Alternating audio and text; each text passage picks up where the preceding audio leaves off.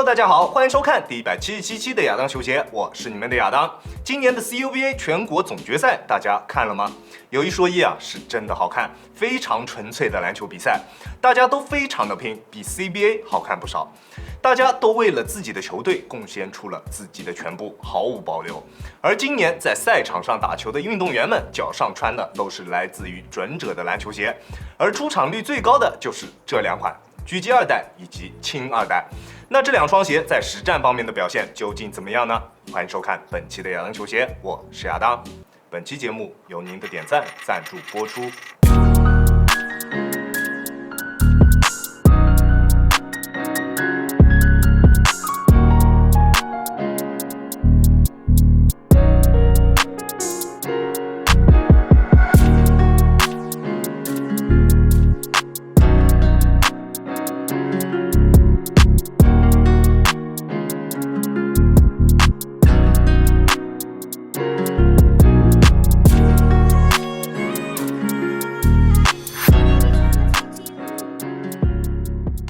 老样子，我们还是先来看一下球鞋的外观。我们先来说一下这一双狙击2代，你觉得在外观方面这一双鞋可以打几分呢？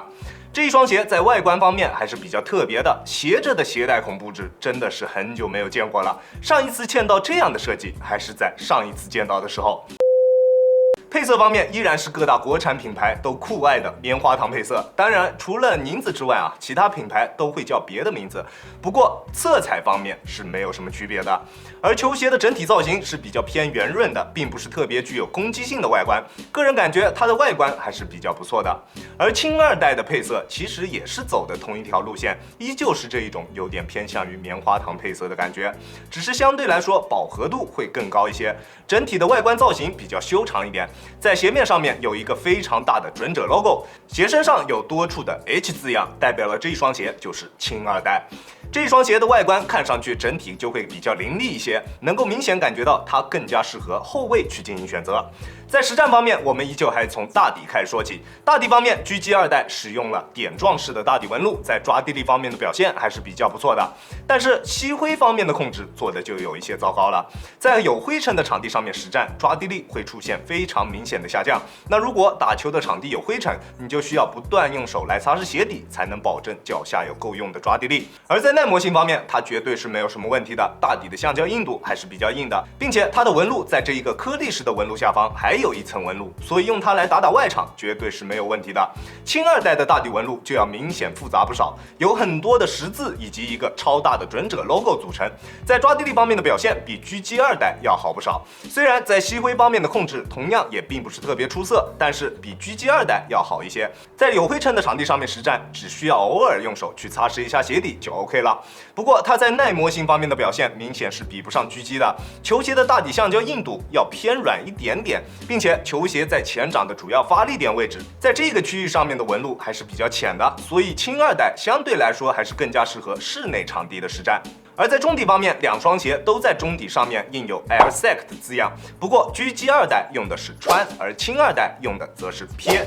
反正都是我读书的时候没有学到过的化学元素。在脚感方面，两者可以说是天差地别的。狙击2代的中底完全可以用砖来形容，非常的硬。在缓震方面表现非常糟糕，但是较硬的中底调教让它在反应性方面有着非常优秀的表现，并且前掌的厚度是非常薄的，非常的贴地，基本上就跟顶级超跑一样，感觉前掌完全就是像踩在地上一样。但是这种完全像是踩在地上的感觉也跟开超跑一样，你想要体验到这一种极致的反应性以及场地感，那你就必须要接受它在舒适性方面的缺失，中底硬到要震脑的那一种感觉，你懂我意思吗？而在后掌，它的重心是非常高的，前后掌的高度差非常大。如果你没有办法接受这一种过高的高度差，那就不要选择这一双鞋了。而轻2代在中底方面的调教完全就是另一种风格了，软了不少。一上脚你就能明显感觉到脚下的柔软，脚感非常优秀。但是它的缓震极限并不高，用后掌落地的时候能明显感觉到它的缓震是不足的。如果你对于缓震有要求，那160斤以上的朋友就尽量不要去选择这一个鞋款了。缓震力度确实 OK， 但是缓震的极限并不是很高。好在整体的中底重心控制的还是比较不错的，前后掌的落差也是比较小的，并没有前高后低或者是前低后高的这一种明显的感觉。前掌的场地感虽然没有狙击2代那么好，但是还是比较不错的。不过它较软的中底调教在突破的过程中，还是能比较明显感觉到它中底的泄力感的。好在中底的厚度并不是很厚，泄力感并不是特别明显。在鞋面方面，狙击2代使用了大面积的网纱材质，加上热熔材料组合而成，跟之前我测试过的那一个纸哥 Pro 非常的相似。鞋面的强度还是非常高的，不管做什么动作，鞋面都可以非常好的兜住你的双脚。但是它在舒适性方面的表现并不是特别好，在跑动的过程中容易产生皱褶，并且会有一些的硌脚。不过感觉并不是特别明显，对于实战并没有多大影响，比纸哥 Pro 要好上了不少。而它在包裹性方面的表现就比较一般了，球鞋的鞋楦宽度是正常宽度，略微偏宽一点点的。像我这样脚型略微偏窄的人，穿它实战的时候，能够明显感觉到它包裹方面的缺失，而且它的鞋带不太容易系紧，这个真的很烦啊。鞋面的调节范围并不是特别大，所以它还是比较适合正常脚型或者脚型略微偏宽一点的朋友进行选择。不过它在锁定方面做的是完全没有问题的，穿它实战并不会出现任何顶脚趾或者是不跟脚的现象。而轻2代在鞋面方面的表现就比较糟糕了，虽然它在包裹性方面有着非常不错的表现，鞋楦正常，并且鞋带比较容易系紧，鞋面的调节范围也是比较大的，系紧鞋带之后，在包裹以及锁定两个方面都有着不错的表现，并不会出现任何不跟脚或者是顶脚趾的情况。而大面积的 mono 网纱加上热熔材料的覆盖，其实跟狙击2代或者是纸哥 Pro 差别并不大，看似应该会有不错的强度表现，但是它却在这一方面拉了。在做变向动作的时候，能够明显的感觉到鞋面是兜不住脚的，在实战的过程中能够明显的感觉到脚底下的球鞋形变是非常大的，体验比较糟糕。那如果你的体重比较大，或者你的下肢力量比较强，同时你又喜欢变向的话，那这一双鞋的鞋面强度其实是没有办法满足你的，你尽量不要去选择它。在支撑性方面，狙击2代的整体强度比轻2代要好了不少，在鞋面方面的差距其实就已经比较大了，并且在整体的刚性方面差距也非常明显。轻2代虽然在中底部位也置入了 TPU 片，但是用手可以很轻松的把它随意扭动，非常轻松。但是狙击2代就明显要强了不少，根本扭不动。中底的 TPU 抗扭片强度是足够的，并且在球鞋的外侧还有一圈额外的 TPU， 进一步增强球鞋的整体刚性。狙击2代在整体刚性方面的表现是非常优秀的，在这一方面比轻2代强了非常多。而这两双鞋在足弓处都做出了明显的内收，在足弓支撑方面都是完全没有问题的，大家可以放心。这两双鞋在后跟处也都加入了硬度比较高的钢宝，让它们在后跟处的支撑也得到了保证。在稳定性方面，狙击2代也会比轻2代要稍好一些。狙击2代的大底非常的宽大，并且前掌也有着非常明显的防侧翻设计，再加上它前掌超级低的重心以及极硬的中底缓震材料，让它在稳定性方面有着非常优秀的表现。而轻2代因为它的中底调教略微偏软了一些，在稳定性方面会比狙击2代稍微差一点点，但是合适的中底重心加上宽大的大底以及明显的防侧翻角，